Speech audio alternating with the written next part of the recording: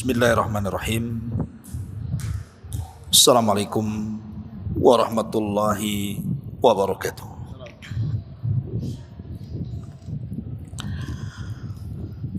Alhamdulillahi rabbil alamin, Ar-Rahmanir Rahim, Maliki yaumiddin. Wassalatu wassalamu ala asrafil anbiya'i wal mursalin, Sayyidina Muhammadin wa ala alihi wa sahbihi wa sallim.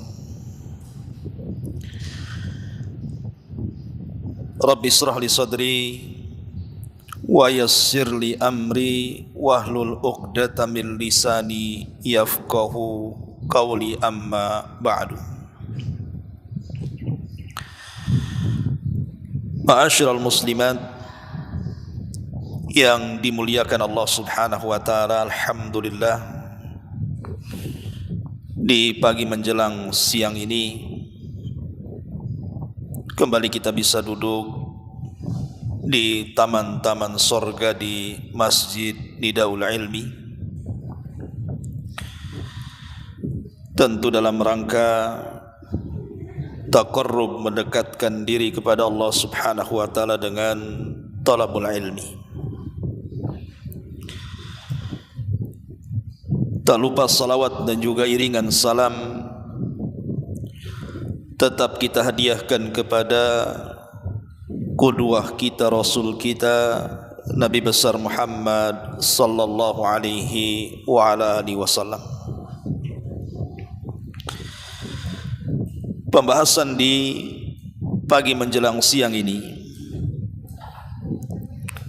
karena kita berada di bulan Sya'ban yang merupakan gerbang masuknya bulan Ramadan, tentu sangat pas pembahasannya. Kita akan membahas seputar perkara-perkara yang bisa menghancurkan gerbang Ramadan. Apa saja perkara-perkara yang bisa menghancurkan gerbang Ramadan? Padahal harusnya seorang muslim dan muslimah itu mempersiapkan diri agar bisa masuk ke gerbang Ramadan itu dan mendapatkan kemuliaan dan juga pahala besar selama Ramadan yang kita nantikan selama ini.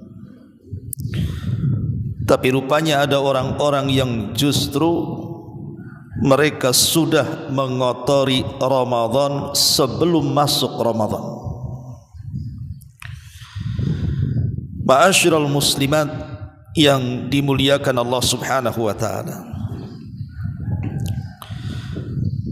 di dalam sebuah hadis Nabi sallallahu alaihi wasallam pernah bersabda bahwa Allah Subhanahu wa taala akan menampakkan dirinya di malam pertengahan bulan Sya'ban. Artinya Allah Subhanahu wa taala akan turun ke bumi, kemudian akan mengampuni dosa-dosa seluruh hamba-hambanya kecuali dua manusia, kata Nabi. Siapa mereka? Pertama, orang-orang yang menyekutukan Allah Subhanahu wa taala, dan yang kedua, orang yang dalam hatinya dipenuhi dengan kedengkian kepada manusia. Ma'asyiral muslimat rahimakumullah, inilah yang kita akan bahas tentang beberapa penyakit hati, yang dengan penyakit-penyakit hati ini akhirnya kita terhalang dari ampunan Allah di bulan Sya'ban, bahkan lebih daripada itu amalan-amalan kita tidak akan diangkat ke langit.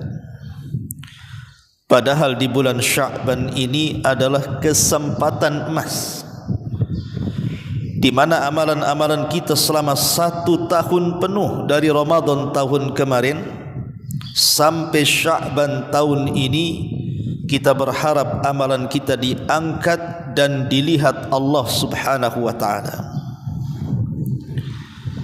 Maka sangat rugi bila mana ada orang yang sudah berusaha beramal saleh sejak Ramadan tahun kemarin, dengan salatnya, dengan sedekahnya, dengan baca Qur'annya, dengan zikirnya, dengan birrul walidainnya, dengan ibadah-ibadah yang lainnya, yang kita harapkan bulan Sya'ban tahun ini diangkat ke langit. Rupanya amalan itu tetap mengendap di bumi dan Allah tidak mau melihatnya. Maka tidak ada kemalangan yang lebih malang dibandingkan amalan-amalan kita tidak diangkat ke langit dan Allah tidak mau melihatnya. Itu dikarenakan beberapa dosa yang kita akan bahas di pagi menjelang siang ini. Ma'asyiral muslimat yang dimuliakan Allah Subhanahu wa ta'ala, kita tahu bahwa di dalam jasad manusia, saya, ibu atau siapapun, di dalam jasad manusia itu ada segumpal daging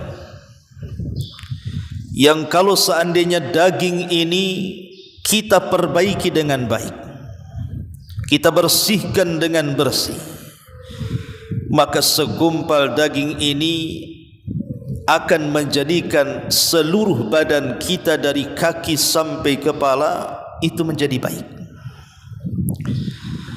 Tapi jikalau kemudian hati ataupun segumpal daging ini kita kotori dengan sekotor-kotornya, maka itu akan mengakibatkan dari kaki sampai ujung kepala pun akan menjadi rusak. Itulah yang disebut dengan hati, kata Nabi. Sebagaimana Nabi SAW bersabda, ala wa inna fil jasadi mudghah, idza saluhat saluhal jasadu kulluh, wa idza fasadat fasadal jasadu kulluh, ala wahiyal qalbu. Ingatlah, di dalam badan manusia itu ada segumpal daging, kata Nabi. Kalau dia baik, maka mengakibatkan seluruh jasadnya baik. Tapi kalau dia rusak, maka akan mengakibatkan hancur seluruh badannya. Itulah hati, kata Nabi. Makanya di bulan Sya'ban ini, yang paling penting dan terpenting bagi kehidupan kita, cobalah kita ini memperbaiki hati sebagai bentuk persiapan untuk masuk ke gerbang bulan yang sangat suci Ramadan. Sebagian para ulama, seperti yang dikatakan oleh Al-Imam Ibnu Qudamah rahimahullahu ta'ala, bahwa hati manusia itu harus senantiasa dibersihkan, karena yang namanya kebersihan dalam Islam itu kan terbagi dua, Bu. Yang pertama, membersihkan zahir, membersihkan jasad kita dari setiap kotoran, entah apa yang namanya najis, entah apa yang namanya hadas, maka kita berusaha untuk membersihkannya. Karena hadas dan najis ini bisa menghalangi kita dari ibadah kepada Allah Subhanahu wa ta'ala. Salat kita tidak akan sah kalau seandainya dalam fisik kita ada hadas dan najisnya. Sementara tujuan hidup manusia adalah ibadah. Wa ma khalaqtul jinna wal insa illa liya'budun. tidaklah aku ciptakan jin dan manusia kecuali mereka diperintahkan untuk beribadah. Lah salah satu ibadah yang vital adalah solat. Dan solat tidak akan sah kalau kita tidak membersihkan badan kita dari hadas dan najis. Kemudian yang kedua, ada pembersihan yang lebih daripada itu, di mana kita disuruh untuk membersihkan bukan hanya lahiriah saja, bahkan kepada jasmani juga kita harus membersihkannya. Dari apa itu?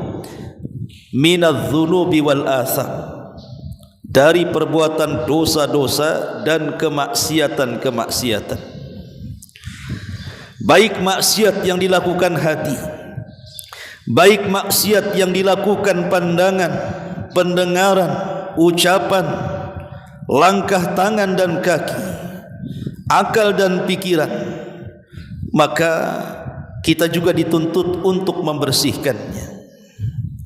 Di mana jangan sampai pandangan ini memandang sepandang-pandangnya, kemudian telinga mendengar sedengar-dengarnya, kemudian lisan bicara seomong-omongnya, atau mungkin perut diisi seisi-isinya. Tetapi seseorang harus memilah dan memilih apa yang harus dipandang, apa yang harus didengar, apa yang harus diucapkan, apa yang harus dipikirkan, dan apa yang harus digerakkan.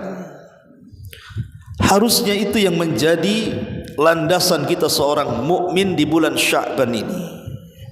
Berusaha bukan hanya sekadar memperhatikan taharah badan saja, tapi lebih daripada itu juga membersihkan hati dan anggota badan dari kemaksiatan-kemaksiatan dan kemungkaran. Ma'asyiral muslimat yang dimuliakan Allah Subhanahu wa taala, terkadang kita ini lebih memperhatikan tentang kesehatan badan jasmani kita dibandingkan rohani kita.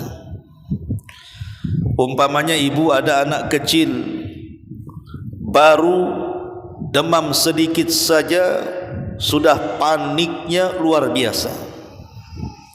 Hari ini kena demam, hari ini juga harus disembuhkan, bahkan bila perlu datang ke dokter spesialis. Atau mungkin badan kita terasa tidak enak, susah makan, susah tidur, kita sudah terbayang ini penyakit apa yang ada pada badan kita, sehingga kita terpaksa harus mengeluarkan uang untuk konsultasi ke dokter, membeli obat-obatan supaya badan kita sehat dan bugar. Itu terkadang kalau urusan penyakit badan luar biasa tuh. Tetapi terkadang kalau urusan penyakit hati, Bu, jarang orang berpikir mencari obatnya atau datang ke dokter spesialisnya. Padahal penyakit badan dan penyakit hati itu berbeda, Bu. Kalau penyakit badan paling tinggi mati. Tidak ada yang lebih tinggi dibandingkan mati. Orang kena kanker paling tinggi mati. Orang kena liver paling tinggi mati. Orang kena tumor paling tinggi mati. Penyakit badan itu paling tinggi mati. Artinya hanya menyelesaikan urusan dunia. Tetapi orang kalau sudah berpenyakit hatinya, itu urusannya bukan dunia, bukan hanya sekedar mati badannya, tapi urusannya ini bisa menghancurkan akhiratnya, bisa menghancurkan pahalanya, bisa menghancurkan kebaikannya. Karena itulah maka pentingnya kita ini membahas soal penyakit-penyakit hati. Jangan sampai di bulan Sya'ban ini penyakit-penyakit hati ini dibiasakan dilakukan.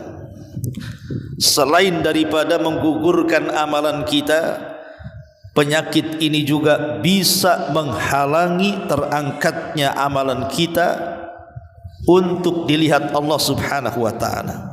Apa saja penyakit itu? Ma'asyiral muslimat rahimakumullah. Saya akan bicara tentang penyakit-penyakit yang biasa dilakukan. Pertama, hasad. Hindari hasad di bulan Sya'ban ini. Karena hasad ini bisa menghancurkan kebaikan kita, Bu.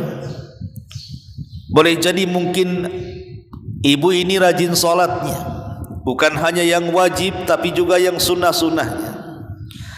Boleh jadi ibu ini rajin puasanya, bukan hanya Ramadannya tapi Senin Kemisnya dan sunnah-sunnah yang lainnya. Boleh jadi mungkin ibu rajin sedekahnya, orangnya tidak bakhil, tidak kikir, tidak medit, orangnya luar biasa dermawannya. Atau boleh jadi mungkin ibu bolak-balik umroh, mungkin haji sudah berkali-kali, tetapi kalau hatinya dipenuhi dengan hasad, Bu, kebaikan-kebaikan itu sedikit demi sedikit akan hilang dimakan hasad. Nabi mengatakan dalam sebuah hadis, kata Nabi SAW,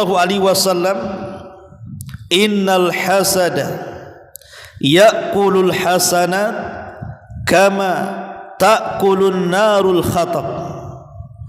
Sesungguhnya hasad itu bisa menghancurkan kebaikan-kebaikan seperti api melahap kayu bakar kering.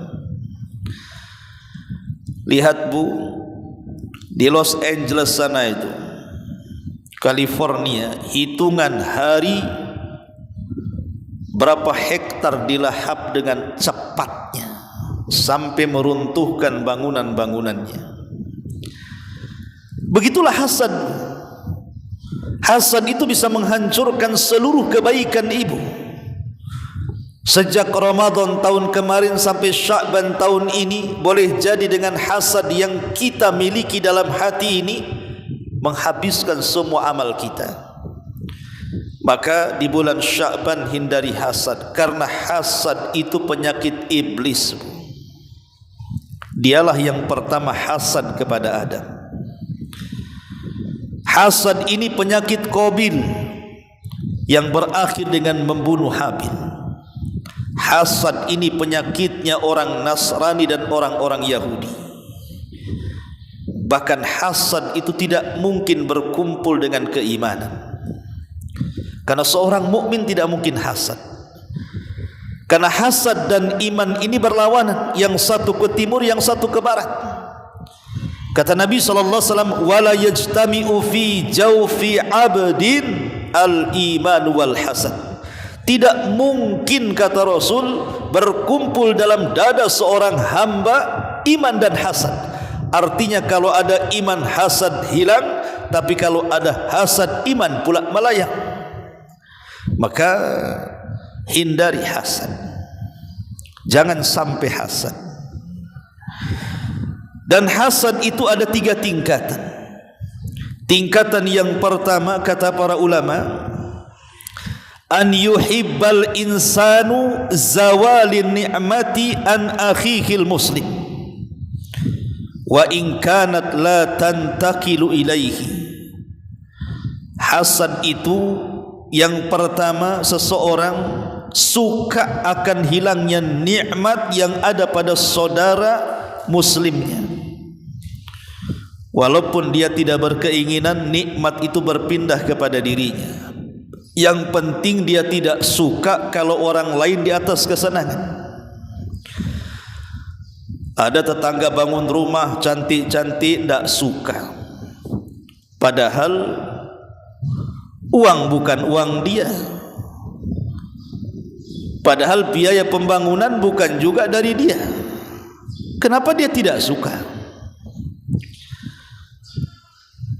Ada saudaranya kemudian buka usaha, lancar jaya usahanya, tidak suka. Kok dia bisa punya usaha seperti itu? Itu namanya hasad. Ini tingkatan hasad paling tinggi. tidak suka dengan tetangganya yang Allah berikan nikmat kepadanya.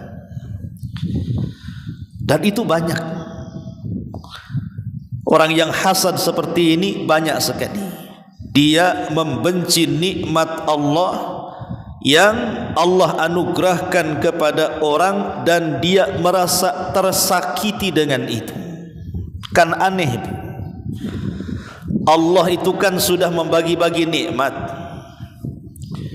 sesuai dengan kemaslahatan kita sebagai hambanya. Sebagaimana Allah subhanahu wa ta'ala juga sudah membagi-bagikan rizkinya sesuai dengan kemaslahatan yang Allah kehendaki bagi hamba-hambanya. Allah tahu si fulan harus diberikan nikmat, si fulan ditahan dulu. Karena Allah yang menciptakan kita, Dia yang lebih tahu akan maslahat kita. Maka jangan sampai kemudian kita membenci nikmat Allah yang Allah anugerahkan kepada orang. Itu suka-suka Allah mau ngasih siapa saja. Kenapa kita yang sakit hati? Kok sakit hati kepada Allah ni gimana ceritanya? Maka orang hasad itu adalah orang yang sakit hati kepada Allah. Kenapa Allah beri dia nikmat, kenapa Allah tak beri saya nikmat seperti dia? Maka sakit hati kepada Allah ini bagian daripada dosa besar. Ini yang pertama. Kemudian yang kedua, tingkatan hasad adalah an yatamanna li nafsihi. An yatamanna li nafsihi,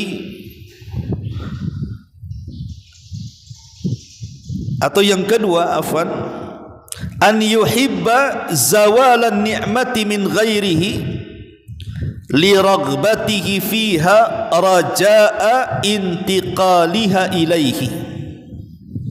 Ini tingkatan hasad yang kedua. Seseorang suka kalau seandainya nikmat pada orang lain itu hilang karena ada keinginan nikmat itu berpindah kepada dirinya. Ini bahaya nih. Macam mana nikmat orang itu hilang kemudian berpindah kepada dirinya? Seperti para pedagang yang sama-sama hasad dengan pedagang, kemudian menghasut orang untuk tidak membeli dagangannya dan membeli dagangan dia. Dia hancurkan usaha orang supaya orang-orang itu datang membeli usahanya. Ini hasad yang tingkat tinggi ini. Maka tidak boleh seseorang mengatakan seperti itu karena rizki orang itu masing-masing. Walaupun sehasad apapun manusia memindahkan rizki orang kepada kita dan menghilangkan rizki orang lain, namanya rizki itu sudah dicatat takdirmu, tidak mungkin berpindah dan salah alamat. Tetapi ada hasad yang dibolehkan, bahkan ini terpuji. Dia tidak menghendaki hilangnya nikmat saudaranya.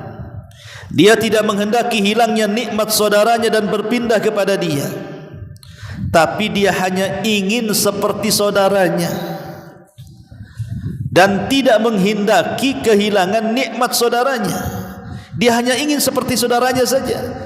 Tetangga umpamanya Buya beli mobil, kepengen beli mobil, dah apa-apa. Tetangga bangun rumah cantik-cantik, pengen juga lah kayak tetangganya, tidak ada masalah. Kalau tidak ada hasad, hanya keinginan saja, pengen seperti dia. Dan akan lebih baik lagi kalau keinginannya dalam hal-hal yang positif. Tetangganya bisa umroh, pengen seperti dia umroh. Tetangganya bisa haji, pengen seperti dia haji. Tetangganya bisa dengan uangnya membantu fuqara wal masakin, pengen juga seperti dia. Itu namanya hasad yang terpuji, Bu. Ambillah hasad yang ketiga. Ma'asyiral muslimat yang dimuliakan Allah Subhanahu wa taala, ini yang pertama hasad. Hindari hasad, karena hasad itu bisa menghancurkan agama, menghancurkan pahala, menghancurkan iman, membuat Allah murka, bahkan amalan kita 1 tahun di bulan Sya'ban tidak akan diangkat ke langit. Na'udzubillahi min dzalik. Ini yang pertama. Yang kedua, jangan mencari-cari aib orang lain. Ingat Bu ya, jangan mencari-cari aib orang.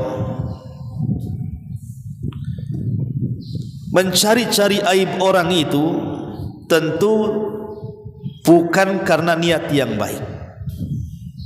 Ingat Bu, mencari aib orang bukan karena niatan baik, dan itu yang banyak. Nabi SAW bersabda dalam sebuah ceramahnya, Rasul mengatakan, ya ma'syara man amana bilisanihi walam yadkhulil imanu qalbah la taghtabul muslimin wala tattabi'u awratihim fa innahu man tatabba'a awrata akhihil muslim tatabba'a Allahu awratahu wa man tatabba'a Allahu awratahu yafdahuhu walau kana fi jawfin fi baitihi. Kata Nabi, wahai orang-orang yang beriman sebatas di lisan namun iman belum menyentuh kalbunya, jangan kalian membicarakan kekurangan seorang muslim. Jangan pula mengorek-ngorek aib mereka, karena barang siapa yang berusaha untuk mengorek-ngorek aib saudaranya muslim, Allah pasti akan membalas dengan mengorek-ngorek aibnya. Maka siapa saja yang Allah korek aibnya, maka Allah akan sebarkan segala aibnya walaupun berada di dalam rumahnya. Lihat Bu, al-jaza min jinsil amal. Orang yang suka mengorek-ngorek aib saudaranya, pasti Allah akan korek aibnya walaupun ibu bersembunyi dalam rumahnya. Bahaya Bu. Makanya beruntung Bu kalau lisan ibu terjaga dan tidak suka membicarakan aib orang. Kata Rasul, tuba liman syaghalahu aibahu an uyubin nas. Beruntung kata Rasul bagi orang-orang yang menyibukkan dengan aib dirinya sendiri dan tidak menyibukkan untuk menyingkap aib orang. Beruntung. Rasul mengatakan tuba, dan tuba itu pohon di sorga Bu. Jadi orang-orang yang senantiasa sibuk kemudian memandang aibnya diri sendiri dan tidak sibuk dengan memandang aib orang, maka mereka akan dikatakan tuba, akan mendapatkan pohon yang indah di sorga. Beruntung bagi mereka. Begini Bu ya, tadi saya katakan mencari aib orang tentu bukan ada niatan baik. Mungkin latar belakangnya karena hasad, karena iri hati, kecemburuan sosial, dan lain sebagainya. Sehingga latar belakang tadi karena mungkin hasad, karena dengki, iri hati, kecemburuan sosial, akhirnya ibu pagi, siang, sore, malam sibuk mencari aib orang. Kadang-kadang targetnya macam-macam kan Bu. Mungkin untuk menghancurkan martabat orang, boleh jadi menghancurkan kehormatan orang, atau mungkin ingin menghilangkan wibawa orang, atau mungkin menghilangkan nama baik orang supaya masyarakat tidak memandang dia baik dan terisolir dari masyarakat. Bisa saja itu terjadi. Maka tidak ada perbuatan yang lebih kejam dibandingkan orang yang mengorek-ngorek aib orang lain. Tidak ada perbuatan yang lebih kejam dibandingkan orang-orang yang mengorek aib orang lain. Kenapa demikian? Karena dia juga punya aib. Ngapain aib orang dibongkar? Dia sendiri tidak lepas daripada aib. Karena kalau seandainya ibu ini masih suka mengorek-ngorek aib orang lain, lalu apa gunanya persaudaraan dalam Islam itu? Enggak ada manfaatnya kan akhirnya. Apa gunanya kita ini se-Islam, seiman, seakidah, semanhaj? Apa gunanya coba? Berarti kan merobek persaudaraan orang lain. Bukankah Nabi yang mengatakan bahwa Muslim itu bersaudara dengan Muslim yang lainnya? Kata Nabi, kunu ibadallahi ikhwana, jadilah kalian hamba-hamba Allah yang bersaudara. Al muslimu akhul muslim, kata Rasul. Yang namanya Muslim itu saudaranya Muslim lainnya. Kalau seandainya ada saudara kita punya aib, maka aib dia juga aib kita. Kalau ada saudara kita ini kekurangan, maka kekurangan saudara kita juga kekurangan kita. Kalau seandainya kemudian kekurangan orang lain kita bongkar, aib orang lain kita ceritakan, lalu apa gunanya ukhuwah Islamiyah di sini? Tidak ada gunanya ibu bersaudara dengan saudaranya kalau masih suka mencari-cari aib orang lain. Karena kewajiban saudara dengan saudaranya yang lain adalah, kalau ibu melihat nih ada ummahat, mungkin ibu melihat dengan mata dia punya aib, harusnya tugas ibu adalah menutupi aibnya. Kalau ibu melihat saudaranya ada kekurangan, harusnya ibu yang menyempurnakan kekurangan itu. Karena bagaimanapun Nabi yang mengatakan tidak akan sempurna iman seseorang sampai dia mencintai saudaranya seperti dia mencintai dirinya. La yu'minu ahadukum hatta yuhibba li akhi ma yuhibbu li nafsi. Tidak sempurna imannya kalau dia belum mencintai saudaranya seperti dia mencintai dirinya. Apa dikatakan cinta dengan saudara kalau aib saudaranya disingkap?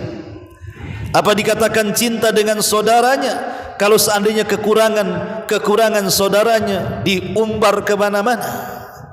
Maka hindari, jangan sampai menyingkap aib orang. Apalagi di zaman sekarang ini kan zaman gosip kan Bu ya. Zaman isu, zaman gosip di zaman sekarang ini. Ibu kumpul-kumpul dikit pasti gosip. Kumpul 2-3 orang gosip lagi.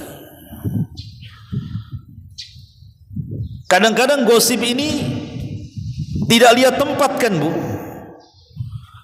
Kadang-kadang di masjid nih Bu ya, lagi ngaji bisa gosip dia, nggak lihat-lihat tempat dia.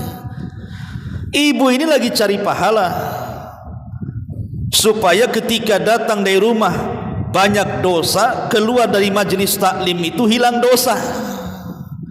Kalaupun tidak mendapatkan ilmu umpamanya kan Bu ya, karena memang dari rumah sudah ada agenda, susah tidur malamnya, pengen tidur di pengajian, paling cepat tuh tidur di pengajian.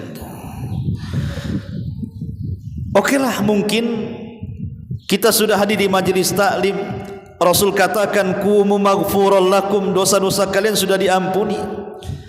Tapi ada sebagian saudara kita ini kadang-kadang waktu tengah ngaji, di tengah-tengah ngaji loh, bayangkan masih bisik-bisik tetangga tuh, masih ada tuh kayak gitu.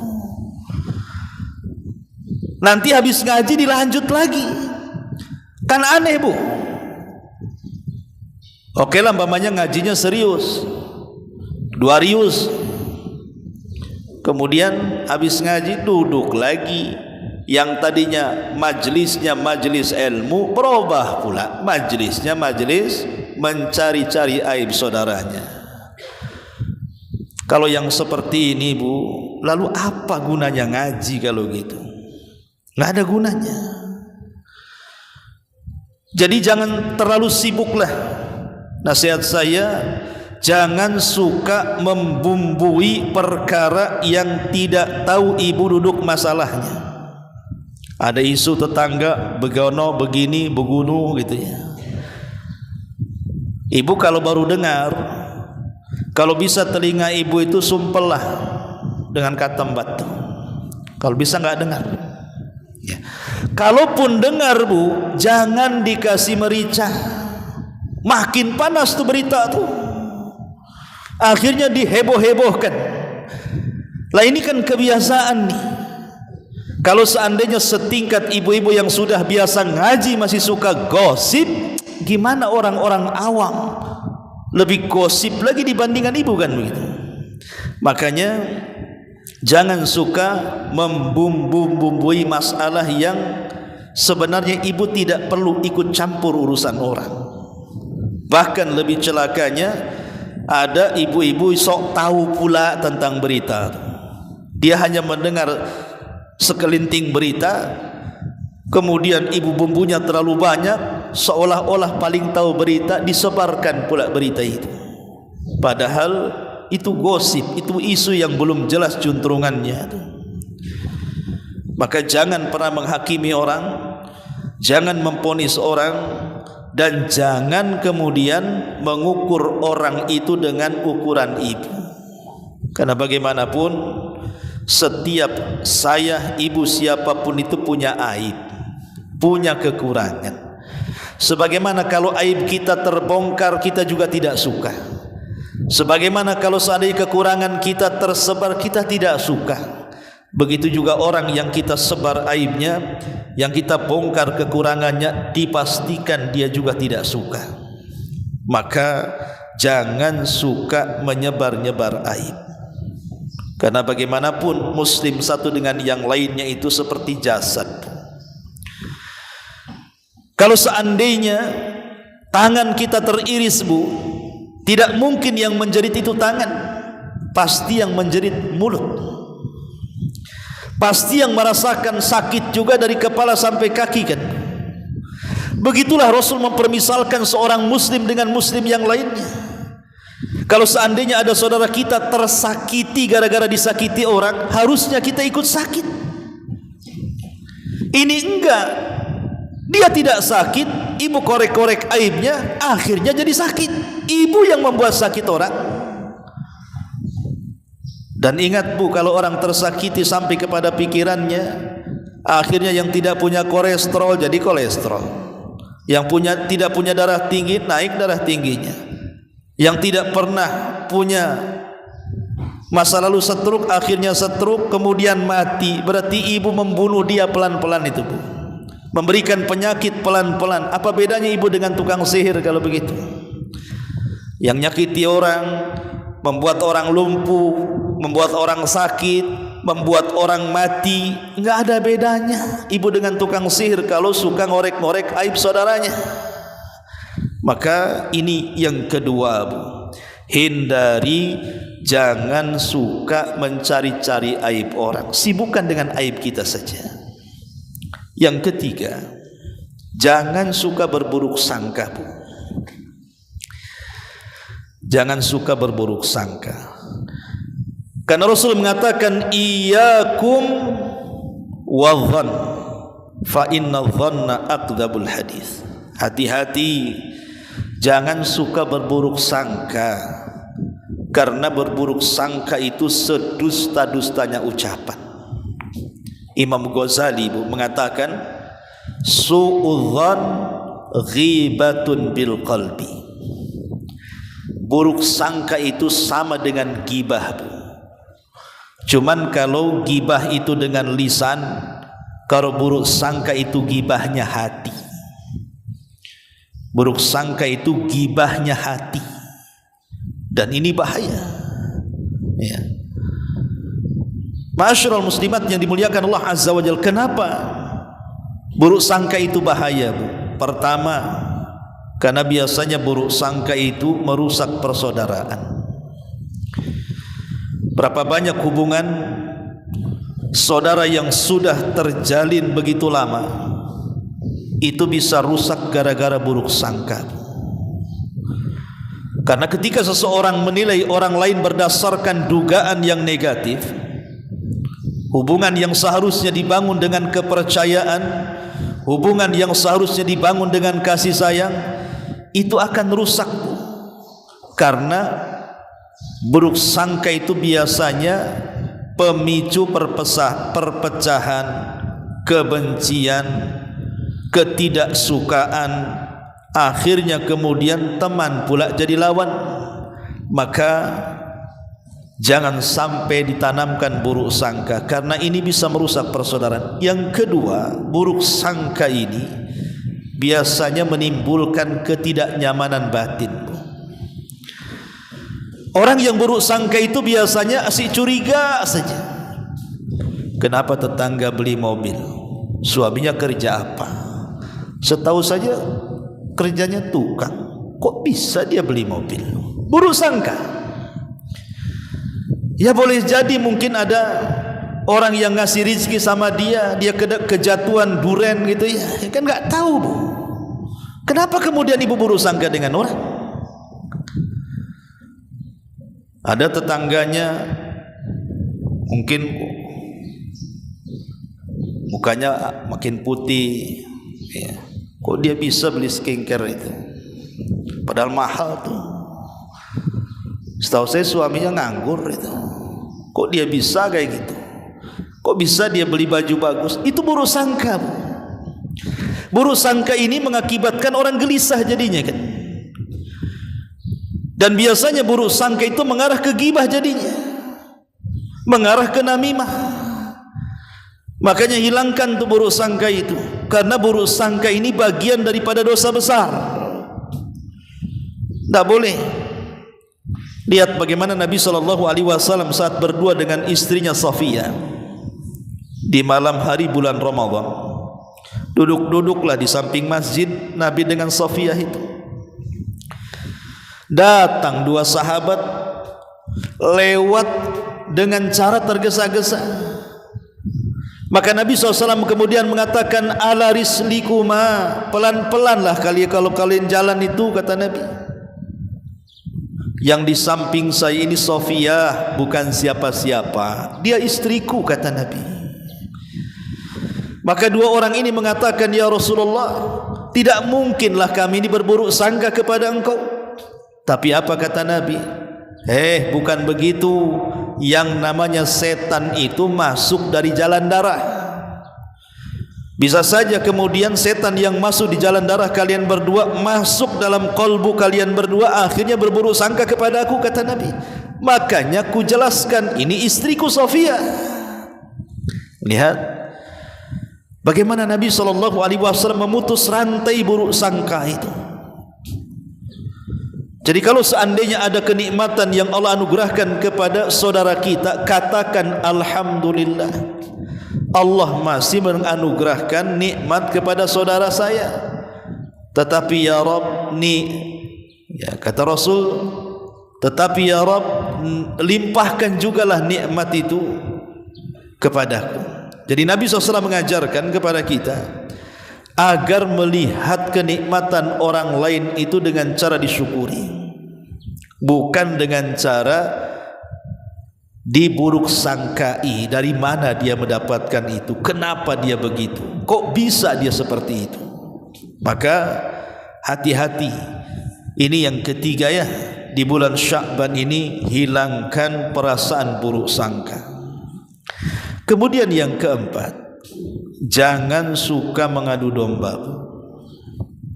Domba saja diadu tuh tidak suka, Bu. Itu domba betulan, Bu. Ibu pula ngadu domba. Yang dombanya saja nggak mau diadu. Ya. Satu hari Nabi SAW jalan di kuburan, Bu. Melintasi kuburan. Rupanya Rasul mendengar ada dua kuburan yang sedang disiksa. Dan itu mukjizat. Allah memperdengarkan kepada Nabi ada dua kuburan yang sedang disiksa. Maka Nabi dengan cekatan mengambil pelepah kurma yang masih basah, kemudian dibelah jadi dua. Yang satu diletakkan di satu kuburan, yang satu diletakkan di kuburan lainnya. Sahabat heran, apa yang dilakukan Nabi? Sehingga mereka bertanya, ya Rasulullah, kenapa engkau menancapkan dua pelepah kurma yang basah itu di dua kuburan itu? Baru Rasul menjelaskan, ya mudah-mudahan sebelum pelepah kurma ini kering bisa meringankan azab orang yang sedang diazab di dalamnya. Kemudian Rasul memerinci, adapun orang ini nih yang diazab nih, kuburan ini la yastatiru min baulihi, karena ketika dia kencing, kata Rasul, dia tidak mau menutupi diri. Asik buka resleting langsung cur gitu saja. Ini kan bahaya tuh. Kan banyak tuh biasanya bapak-bapak yang awam, supir-supir bus, supir-supir truk gitu ya. Kadang-kadang kebelet kencing, berhenti, pohon pula dikencingi dia. Padahal di jalan lalu lalang tuh. Kemudian Rasul mengatakan, adapun yang satunya, di sini syahidnya, wa kanal akhar yamshi bin namimah. Karena ini yang satunya, kata Rasul, suka kali ngadu domba, namimah. Makanya dengan tegas Allah Subhanahu wa taala melarang, wala tuti kulla hallafim mahin hammazim masya'im binamim manna'ilil khairi mu'tadin athim, kata Allah. Dan janganlah kamu ikuti setiap orang yang banyak bersumpah lagi hina, yang banyak mencela, yang kian kemari mengadu domba ke sana kemari, yang banyak menghalangi perbuatan baik, yang melampaui batas lagi banyak melakukan dosa. Allah mengatakan hammazim masya'im binamim, ke sana kemari hanya ngadu domba saja.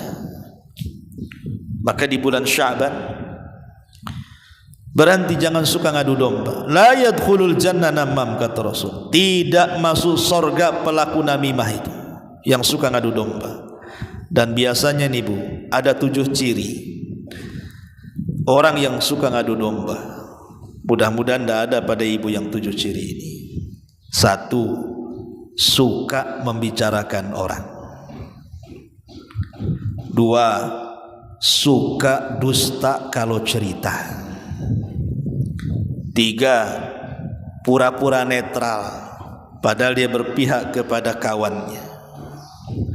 4, suka membesar-besarkan masalah. 5, suka hasut sana sini. 6, kalau cerita berubah-ubah tuh, kemarin lain sekarang lain. Terakhir gak mau tanggung jawab biasanya. Kira-kira ada enggak nih yang 7 perkara ini? Pertama, suka membicarakan orang. Indikasi orang yang tukang adu domba adalah suka membicarakan orang. Kalau sudah dimulai membicarakan orang Bu, ini tanda-tandanya nih. Kemudian yang kedua, suka dusta kalau cerita. Dia tidak tahu faktanya, dia dusta kalau cerita tuh. Ngomong ke yang ini lain, ke yang itu lain. Kemudian juga pura-pura netral dia sama kawannya, padahal dia sedang ngompori itu. Kemudian terkadang masalah sederhana dibesar-besarkan. Harusnya kan menyederhanakan masalah, ini tidak membesarkan masalah. Masalahnya sepele, tapi ibu karena bumbu rujaknya itu sangat pedas sekali gitu ya. Akhirnya ya keluar dari mulutnya ya asap, ya api, ya macam-macam keluar jadinya. Kemudian suka hasut, kerusak-kerusuk, hasut sana, hasut sini. Kemudian ceritanya robah-berobah. Dan kalau sudah terjadi perang teluk, nggak mau tanggung jawab dia, pergi dia. Ya. Lah ini tukang hasutmu, ini tukang adu domba nu kayak gini. Padahal Bu, dalam Islam itu ada dusta yang dibolehkan. Kapan itu? Ketika ibu berusaha mendamaikan orang. Ibu datang kepada si A, ngomong kepada si A ini, saya dengar lagi marahan dengan si B. Iya, aku lagi marah dengan dia. Setahu saya enggak lah, si B itu kalau berjumpa dengan saya memuji-muji ibu. Padahal si B tidak pernah memuji-muji itu. Oh, kalau saya singgung nama sama si B ini, wah luar biasa, nggak pernah menjelek-jelekan, bahkan menyanjung-nyanjung, bahkan dikatakan orang baik. Oh iya, kalau nggak percaya ngomonglah langsung. Kemudian dia datang ke si B, ngomong, saya dengar lagi marahan dengan si A ya. Iya tuh, si A kurang ajar tuh, begini begono kan itu. Ibu bilang, enggak lah, saya baru ketemu si A. Sebenarnya dia enggak terlalu lah memikirkan masalah pertengkaran dengan ini. Dia orangnya baik kok. Kalau saya bicara soal dia juga memuji-muji. Lah ini sebenarnya dusta yang seperti ini dusta terpuji. Karena tujuannya mengislah. Dua orang yang sedang bertengkar, ibu upayakan disuruh damai. Dan itulah tujuan Islam, mendamaikan. La khaira fi katsiri min najwahum illa man amara bi sadaqatin aw ma'rufin aw islahim bainan nas. Kebanyakan ucapan manusia tidak baik kecuali orang yang memerintahkan sedekah, memerintahkan kebaikan dan mengislah dua manusia yang sedang bertengkar. Tapi kalau seandainya kemudian ibu jadi kompor, Bu, bukan yang 5 kilogram Bu ya, yang melon bukan, itu udah langka kemarin. Itu yang banyak itu yang 25 kilogram tuh. Itu kan ngeri gasnya Bu. Ini kalau ngomong sama di sana, lagi marahan ya dengan si B. Ya, aku lagi sebel sama dia. Betul, aku juga sebel sama dia. Jadilah Bu. Ya, jadi kalau seandainya kemudian ibu malah mengkompori orang yang sedang bertengkar dengan orang lain, membumbui dengan bumbu yang lebih pedas dibandingkan sebelumnya, berarti ibu ini tukang adu domba. Fik ibu mengadu domba. Maka di bulan Sya'ban ini hindari, jangan suka ngadu domba, jaga lisan. Kemudian juga yang kelima, jangan suka dusta. Jangan biasakan berdusta. Nabi SAW mengatakan, iyyakum wal kadhib, fa innal kadhiba yahdi ilal fujur, wa innal fujura yahdi ilan nar, wa may yazalul abdu yakdzib wa yataharral kadhiba hatta yuktaba indallahi kadzdzaba.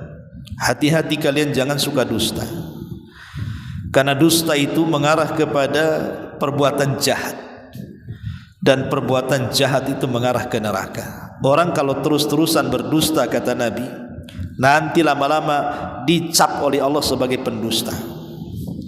Dan dusta itu ulama mengatakan adalah puncak dari seluruh keburukan.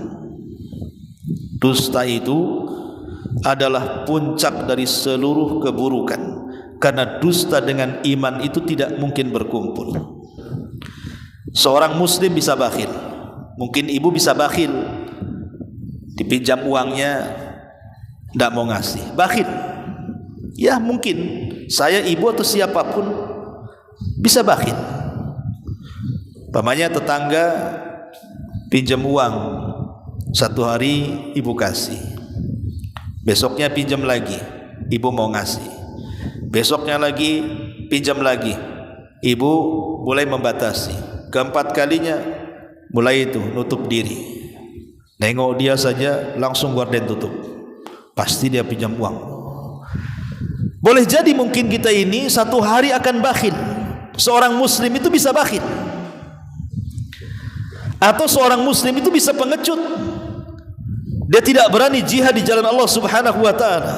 Tapi kata Rasul, seorang mukmin itu pantang berdusta, karena iman dengan dusta itu tidak mungkin bercampur. Ma'asyiral muslimat yang dimuliakan Allah Azza wa Jalla, sampai seorang penyair mengatakan, la yakdzibul mar'u illa min mahanatihi aw fi'lihi su' aw min qillatil adabi li ba'di jifati kalbin khairu raihati min kizbatil mar'i fi jiddin wa fi la'ibin. Kata penyair Arab mengatakan, Tidak mungkin seseorang berdusta kecuali karena kerendahan dirinya, karena perbuatan jahatnya, karena sedikit adabnya. Maka bangkai anjing yang sangat busuk jauh lebih baik dibandingkan busuknya orang yang berdusta, baik dusta sungguh-sungguh ataupun main-main. Naudzubillah. Maka hindari dusta, kecuali ya dusta-dusta yang dibolehkan, seperti dalam rumah tangga. Ibu berdusta kepada suami untuk menyenangkan suami, enggak ada masalah. Aduh, hari ini suamiku ganteng, padahal enggak ganteng suaminya, enggak ada masalah. Ya. Aduh, suami saya memang luar biasa, padahal biasa-biasa. Ya. Tidak ada masalah, Bu. Berdusta untuk keharmonisan rumah tangga tidak ada masalah. Sebagaimana suami juga berdusta kepada ibu. Ibu pakai pakaian pink gitu kan, Masya Allah cantik kan. Padahal tidak ada orang sini pakai pakaian pink kecuali ibu kan itu. Nggak ada masalah kalau dusta dalam keluarga, ataupun dusta dalam menjaga kehormatan seorang muslim. Tetangga sebelah muslim, tetangga sebelah kafir, bertengkar di muslim kafir ini. Si kafir pula bawa golok, membunuh tetangga yang muslim. Ibu sembunyikan di dapur, dicari-cari sama dia, mana tuh si Anu? Ibu katakan nggak ada, karena untuk menjaga nyawanya. Nggak apa-apa, ya, karena seorang muslim lebih berharga dibandingkan orang kafir. Atau berdusta untuk islah, seperti yang saya contohkan tadi, kesana bilang lain, kesini bilang lain, tapi untuk mendamaikan boleh. Tapi selain 3 perkara ini, dusta sangat dilarang. Dan jangan ajarkan dusta ini kepada anak-anak.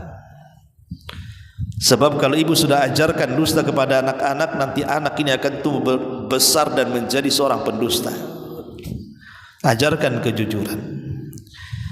Ma'asyiral muslimat yang dimuliakan Allah Azza wa Jalla, inilah 5 perkara sebaiknya jangan dilakukan di bulan Sya'ban, karena ini sumber penyakit hati.